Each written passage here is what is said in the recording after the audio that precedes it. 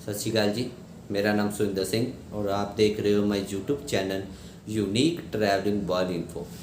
आज की मेरी वीडियो में हम कनाडा के प्रोसेसिंग टाइम के बारे में बात करेंगे कि कनाडा का वीज़ा फ़ाइल अपलोड होने के बाद आफ्टर बायोमेट्रिक के बाद क्या प्रोसेस होता है और फाइल रिव्यू में आने के बाद क्या प्रोसेस होता है।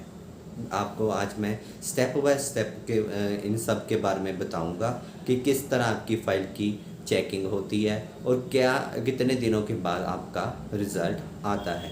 वीडियो को शुरू से लेकर अंत तक ज़रूर देखना, आपको बहुत कुछ सीखने को मिलेगा।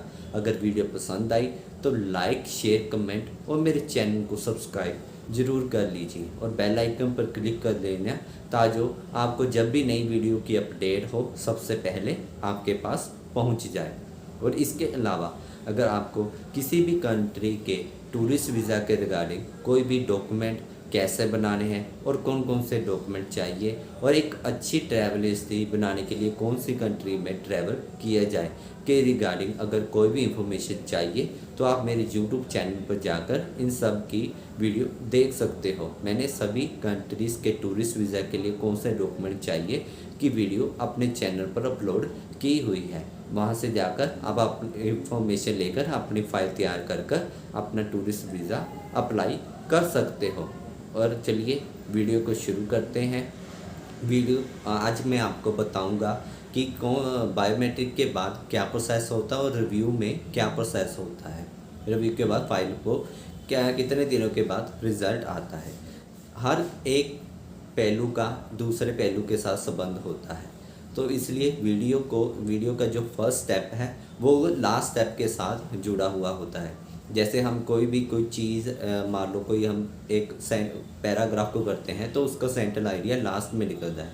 इसलिए वीडियो को फुल वे से देखना तभी आपको पता लगेगा कि बायोमेट्रिक और रिव्यू में क्या कॉम्बिनेशन है और कैसे आपका फाइल रिव्यू होती है और कैसे रिज़ल्ट आएगा। अगर आप वीडियो को स्किप करना चाहते हो तो अभी कर लो। अगर जानने के इच्छुक हो कि आपका प्रोफाइल कैसे चेक होगी और कैसे रिज़ल्ट आएगा तो वीडियो को पूरी ज़रूर देखिएगा।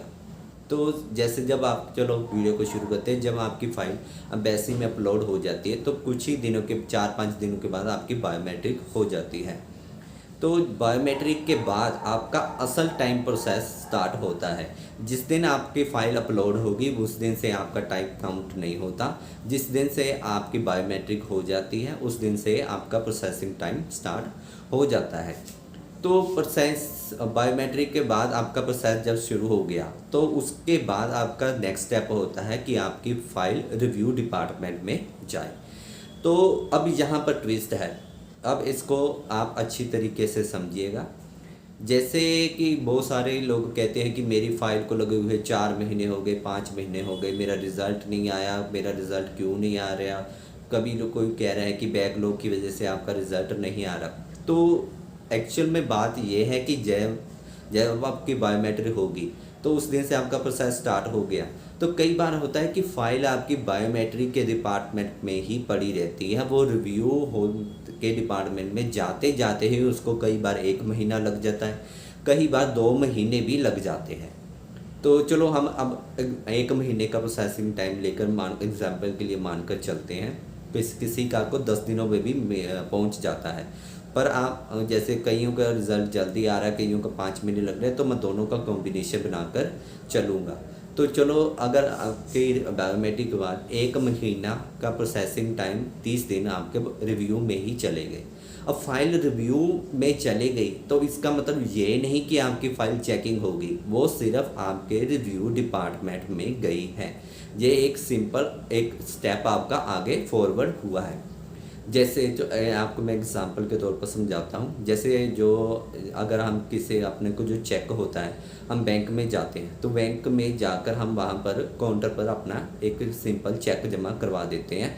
तो वो तो डेली दिन में 1 से कम हज़ारों में चेक आते हैं। तो जिनका पहले चेक होता है उसके नीचे आपका वो चेक रख लेते हैं और आपको भेज देते हैं। पर इसका मतलब ये तो नहीं कि आपने वहाँ चेक रख दिया और आपका उसी टाइम पर क्लियर हो जाता है। नहीं, बैंक में से चेक को क्लियर होते 48 घंटे का टाइम लगता है।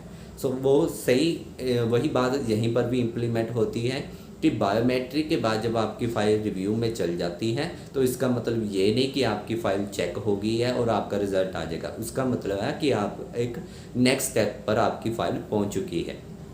तो अब रिव्यू में रिव्यू में जाने के जैसे कि आपको पता है पहले तो चलो जल्दी रिव्यू हो जाती थी, पर अब जैसे कि नई इन्फॉर्मेशन अभी आई है कि 27 लाख बैकलॉग हो चुके हैं। पहले 24 लाख से जो इंक्रीज़ होकर 27 लाख हो चुके हैं।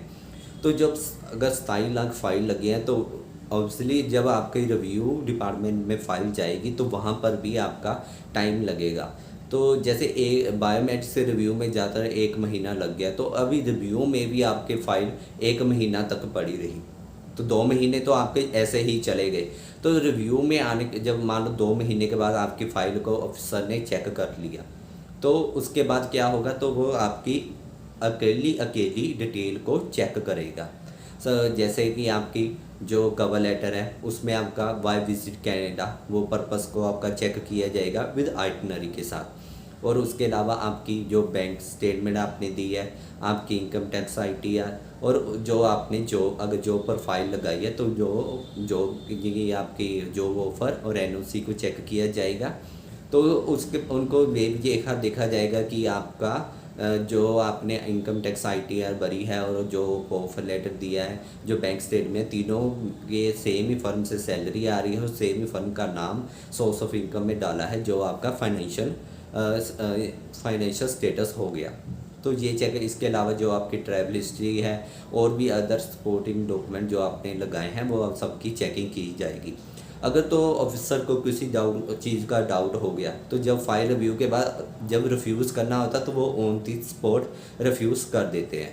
पर अगर उनको सभी चीज़ ठीक लगी, जो आपको मैंने अभी बताया है वो सभी चीज़ उनकी सही है, तो वो ऑफिसर 10 दिन में और 10 से 40 दिन के अंदर अंदर आपका वीज़ा अप्रूव कर देते हैं। पर अभी यहाँ पर फिर एक सवाल आ जाता है, कहानी में मोड़ आ जाता है कि अगर जो आपके स्टेप हैं, जैसे ट्रैवल हिस्ट्री हो गया और फाइनेंशियल स्टेटस हो गया, बैंक स्टेटमेंट हो गया, ITR होगी, जॉब के ऑफ़र, इनमें से अगर किसी भी चीज़ पर अगर ऑफिसर को कोई डाउट हो जाता है, पर उसको ये लगता है कि इसकी बाकी चीज़ें तो जेन्युइन है पर इस चीज़ में मेरे को इसको डाउट है, तो इसका हम वीज़ा दे सकते हैं। पर अगर ये वाला उसका जो क्वेश्चन मार्क है जिसके ऊपर डाउट हो रहा है, अगर इसको क्लियर हो जाए तो वो क्या करते हैं, तो आपकी फ़ाइल के वो प्रोसेसिंग करते रहते हैं, इसके ऊपर वो वेरिफिकेशन करना स्टार्ट कर देते हैं। तो अब वेरिफिकेशन करते करते उनको 1 महीना भी लग सकता है, 2 महीना, 3 महीने, वो ऐसा इस करके, क्योंकि जब फाइल्स का बहुत ज़्यादा रश है तो जो फ़ाइल का रश होने के बाद आपकी फ़ाइल उन्होंने साइड में कर दी, तो वो फ़ाइल वेरिफिकेशन डिपार्टमेंट में चल गई। तो नई फ़ाइलों के ऊपर उनको काम करना पड़ता है, तो पुरानी फ़ाइल आपकी को कई बार 1 महीना, 2 महीना या 3 महीने लग जाए। जब आपकी वेरिफिकेशन क्लियर हो जाती है, अगर वो पॉजिटिव में आती है तो आपका वीज़ा अप्रूवल हो जाता है, और अगर आपकी वेरिफिकेशन नहीं क्लियर हो पाती तो आपका वो रिफ्यूज़ वीज़ा कर देते हैं। तो ये सब प्रोसेसिंग टाइम था। तो किस तरह ये प्रोसेस होता है, बहुत सारे लोगों के ये सवाल थे, मेरे से पूछते थे कि इसको कैसे क्लियर किया जाए। तो इस बात पर पड़ती है कि ये बहुत सारे बैकलॉग होने की वजह से इतना टाइम पड़ रहा है। नहीं तो पहले की अगर बात करते थे तो पहले तो 45 दिनों में हाथ ही में सब कुछ क्लियर हो जाता था। तो बस यही है कि आप जो अफसर चीज़ें चेक करते हैं, आप सबका अगर फ़ाइल आपकी अच्छी रिप्रेजेंट हुई है तो जैसे ही आपकी फ़ाइल जब भी उनके हाथ में आती है तो जल्दी वो आपका वीज़ा ग्रांट कर देते हैं।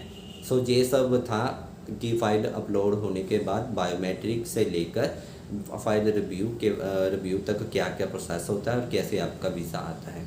उम्मीद करता हूँ आपको वीडियो पसंद आई होगी, तो प्लीज़ मेरे चैनल को सब्सक्राइब कर लीजिए और हो सके तो वीडियो को ज़्यादा से ज़्यादा शेयर करिए, ताकि बहुत सारे लोगों को जो ये डाउट है उनके डाउट क्लियर हो जाए और वो भी अपना वीज़ा ग्रांट कर सके। धन्यवाद। आप सबका दिन शुभ हो। Have a nice day.